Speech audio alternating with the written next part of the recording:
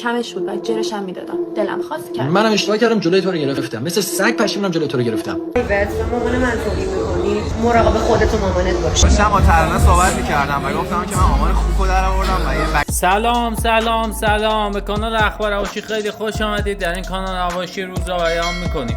برای دنبال کردن جدیدترین حواشی کانال رو سابسکرایب کنید و نظراتتون راجع به حواشی رو بیان کنید. داخل لایو شاهین با تناز راجع به درگیریشون با ترانه صحبت میکنن. من این چیزو بگم کمش بود و جرش هم میدادم. دلم خواست کردم. منم اشتباه کردم جلوی تو رو گرفتم. مثل سگ پشیمونم جلوی تو رو گرفتم. فکر کن طرف وایساده تو صورت من به خانواده من و شخصیت من توهین میکنه. شما خود شما اگر یکی این کار بکنه وای میسی عزیزم، شما یه توبتون میگن طرف جر میدین. طرف اگه شما میگه همه میدونن فلان اینجوریه، خانواده‌تون اونجوریه، من وایسام این وای عزیزم. از اول تا الان ادیت ها یه جوریه که کلا فقط واکنش من هست نسبت به این اینا رو واسه ویدیوهاش توی ویدیو باید کاملا توضیح بدیم، صحبت کنیم. ولی من پشیمونم که چرا واقعا جلوی تناز گرفتم. واقعا پشیمونم. یعنی جاهایی که پشیمونم یکی دو جای دیگه من خودم نمیدونم برای چه احترام خیلی ها نگه دارم. تو کی که اینم احترام نگه داری؟ باشه بزن خواهر مادرش یکی کن بابا.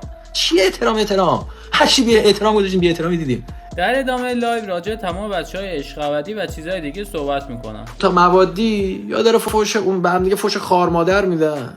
این چه احترامی؟ چه حد و مرزی؟ چی میگی؟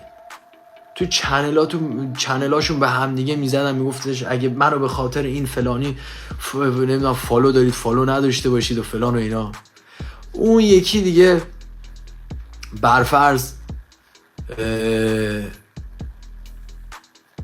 کی بود؟ اون درازک کیه؟ امیر حسین.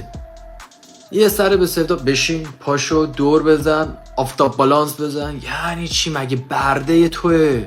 باز اون چه دیوانه‌ایه که داره انجام میده. اوکی باز من اونم میگم اوکی، اونم داشتن شوخی میکردن، اونم من میگم اوکی، باز اونم دارن شوخی میکنن با هم دیگه سر به سر هم دیگه میذارن. اون دوتا موادی برای چی اونجوری فوش خار مادر میدن؟ یعنی یه بچه 11-12 ساله نگاه کنه نمیفهمه، طرف فکر میکنه باید اینجوری باش مثل سگ رفتار بشه. بابا اونم غرور داره. چند بار تو ویدیو دیده شد که طرفو زرد کردی، طرف غرورش شکسته شد. خفه شو، نمیدونم تو چرا حرف زدی، مگه به تو نمیام حرف نزن. از خواهر مادر و آقاش و جد آبادش که آباد کردی، تا اینکه خود خانم صالحی صداش در اومد گفت آقا برای چی انقدر بهش فحش میدی و فلان، اینا صداتون رو ببرین.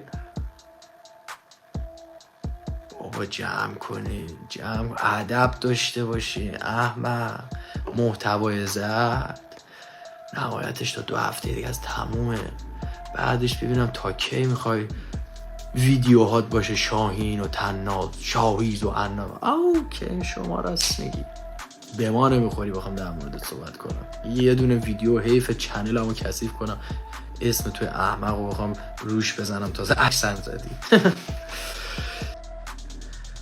از اول برنامه میدید ما چقدر میگفتیم برنامه بره جلو بیشتر میبینید، برنامه بره جلو بیشتر متوجه میشید.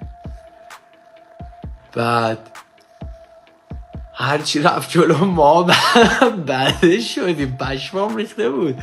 ما آخه نگاه کن، من خودم اوکی الان بذار در رابطه با خیلی چیزا دیگه صحبت میکنم باهاتون. من خودم همش آقا تا حالا دیدی من به کسی بیادبی کنم، بی شخصیتی کنم؟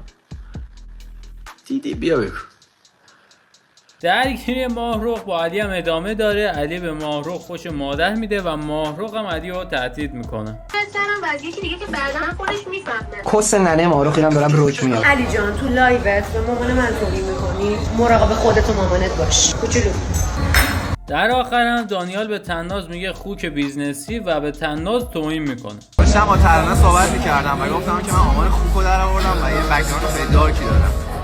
مثلا که همچین مسائلی هم مطرح شد. بیا من به جون جاوید دارم ببینم. استانبول شهر پرسر و صداییه و صدای خوک به این جا نمیرسه. تا سورپرایزهای بعدی بدرود و هر جا هستید.